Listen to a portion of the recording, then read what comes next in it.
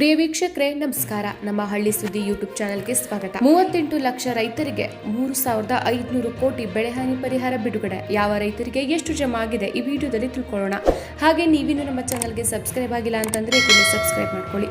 ರೈತರಿಗೆ ರಾಜ್ಯ ಸರ್ಕಾರ ಸಿಹಿ ಸುದ್ದಿಯೊಂದನ್ನು ನೀಡಿದ್ದು, ಕಳೆದ ವರ್ಷ ಮುಂಗಾರು ಹಂಗಾಮಿನಲ್ಲಿ ಬರದಿಂದಾಗಿ ಬೆಳೆಹಾನಿಯಾದ 39 ಲಕ್ಷ ರೈತರಿಗೆ ಸುಮಾರು 3,535.30 ಕೋಟಿ ರೂಪಾಯಿಗಳ ಪರಿಹಾರವನ್ನು ರೈತರ ಖಾತೆಗಳಿಗೆ ನೇರವಾಗಿ ಪಾವತಿಸಲಾಗುತ್ತೆ ಅಂತ ಕಂದಾಯ ಸಚಿವ ಕೃಷ್ಣ ಬೈರೇಗೌಡ ತಿಳಿಸಿದರು.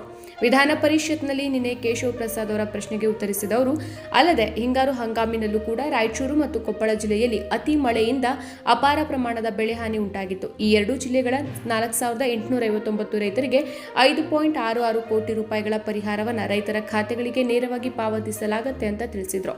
ಹಿಂದಿನ ವರ್ಷಗಳಿಗೆ ಹೋಲಿಸಿದರೆ 2023-24ನೇ ಸಾಲಿನಲ್ಲಿ ಅತಿ ಹೆಚ್ಚು ಪರಿಹಾರ ನೀಡಿದೆ. ಸುಪ್ರೀಂ ಕೋರ್ಟ್ಗೆ ಹೋದ ನಂತರ ಕೇಂದ್ರ ಸರ್ಕಾರ 3,454.22 ಕೋಟಿ ರೂಪಾಯಿಗಳನ್ನು ಬಿಡುಗಡೆ ಮಾಡಿದೆ.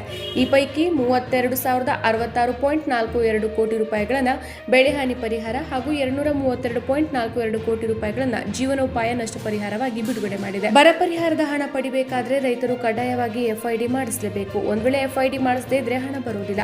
FID ಮಾಡದೇ ಇರುವವರು ಕೂಡಲೇ ತಮ್ಮ ಸಮೀಪದ ಸಾಮಾನ್ಯ ಸೇವಾ ಕೇಂದ್ರಕ್ಕೆ ಅಥವಾ ಸ್ಥಳೀಯ ರೈತ ಸಂಪರ್ಕ ಕೇಂದ್ರಕ್ಕೆ ಹೋಗಿ FID ಮಾಡಿಸಬೇಕು. ಈವರೆಗೆ FID ಮಾಡಿಸದೇ ಇರುವಂತಹ ರೈತರು ಕೂಡಲೇ ತಮ್ಮ ಸಮೀಪದ ಸಾಮಾನ್ಯ ಸೇವಾ ಕೇಂದ್ರ ಅಥವಾ ಹೋಬಳಿಯ ರೈತ ಸಂಪರ್ಕ ಕೇಂದ್ರ ಅಥವಾ ತೋಟಗಾರಿಕಾ ಇಲಾಖೆ ಕಚೇರಿಗೆ ತಮ್ಮ ಆಧಾರ್ ಕಾರ್ಡ್, ಪಹಣಿ, ಬ್ಯಾಂಕ್ ಪಾಸ್ಬುಕ್, ತಮ್ಮ ಮೊಬೈಲ್ ಸಂಖ್ಯೆಯೊಂದಿಗೆ ಹೋಗಿ ತುರ್ತಾಗಿ FID ಮಾಡಿಸಬೇಕು. ಇದಕ್ಕೆ ತಪ್ಪಿದಲ್ಲಿ ಸರ್ಕಾರದಿಂದ ನೀಡಲ್ಪಡುವ ಪರಿಹಾರದ ಮೊತ್ತದಿಂದ ರೈತರು ವಂಚಿತರಾಗಬೇಕಾಗತ್ತೆ.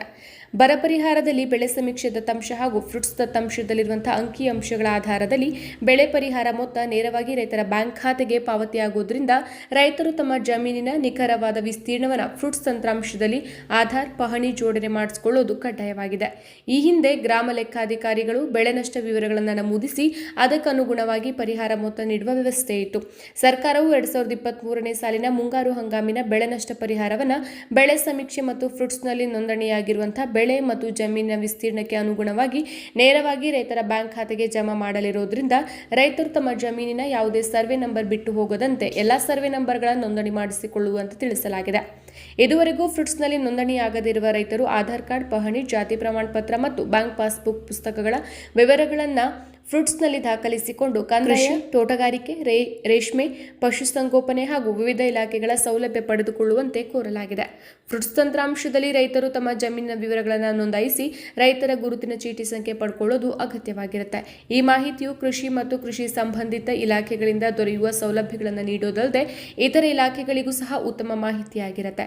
ಅತಿವೃಷ್ಟಿ ಹಾಗೂ ಅನಾವೃಷ್ಟಿ ಸಂದರ್ಭದಲ್ಲಿ ಪರಿಹಾರ, ಬೆಳೆ ವಿಮೆ, ಬೆಂಬಲ ಬೆಲೆ ಯೋಜನೆಯಡಿ ಫಲಾನುಭವಿಗಳಾಗಲು ಹಾಗೂ ಪರಿಹಾರ ಮೊತ್ತವನ್ನು ರೈತರ ಖಾತೆಗೆ ನೇರವಾಗಿ ಜಮೆ ಮಾಡೋಕೆ ಫ್ರುಟ್ಸ್ ತಂತ್ರಾಂಶದಲ್ಲಿ ರೈತರು ನೋಂದಣಿಯನ್ನು ಮಾಡಿಸಿ FID ಸಂಖ್ಯೆ ಹೊಂದಿರೋದು ಕಡ್ಡಾಯವಾಗಿದೆ. ಧನ್ಯವಾದ.